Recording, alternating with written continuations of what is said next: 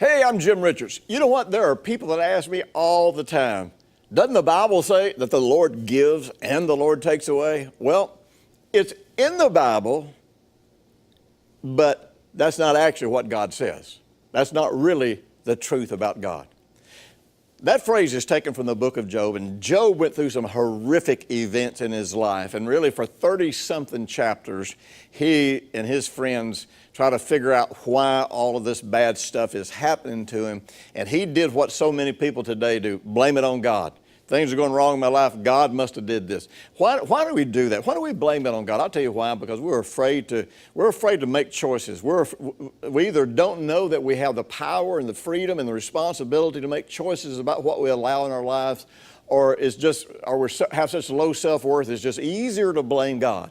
Well, the truth is, Job and his friends said all of these horribly negative things about God, and then finally, in about chapter 36 or 38, somewhere in there, God speaks up and says, "Who is this that speaks without wisdom? Who is this that darkens my counsel with words without knowledge?" And Job and his friends are sort of like, maybe you're talking about us.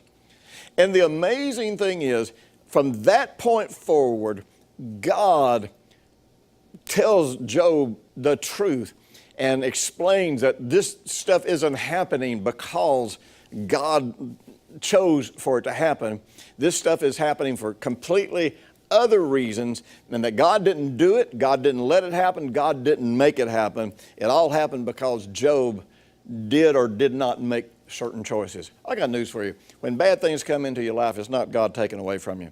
When bad things happen in your life, it's usually the fruit of the things we believe and the decisions that we make. And I want to help you in this area. If you can see God as He is, then you can see yourself as you really are, created in the likeness and the image of God. And you can learn to make decisions, use your authority as a believer, and really put a stop to these kinds of things that happen in your life. But you can't do it if you think God is allowing it. I mean, you're going to use your faith to, battle against God? No, you can't do that. Well, you know something, at ImpactMinistries.com, I have hundreds of free resources that I'm telling you will help you see and grasp not only how good God is, but how consistently good God is.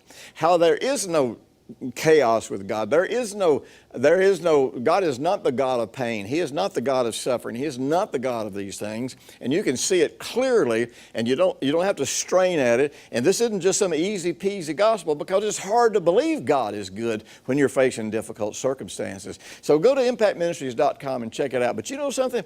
If you really want to hear something specific about this, if you'll click the subscribe button below, I'll pop you an email this Thursday with a link to a short message where we're going to address this thing. Does God really give and take away?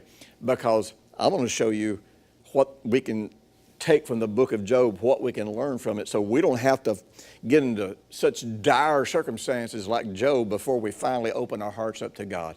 I want to tell you something. God gives, but the thief comes to steal, kill, and destroy it. And God's not the thief. So be sure and click below, check it out, and I'll talk to you this Thursday.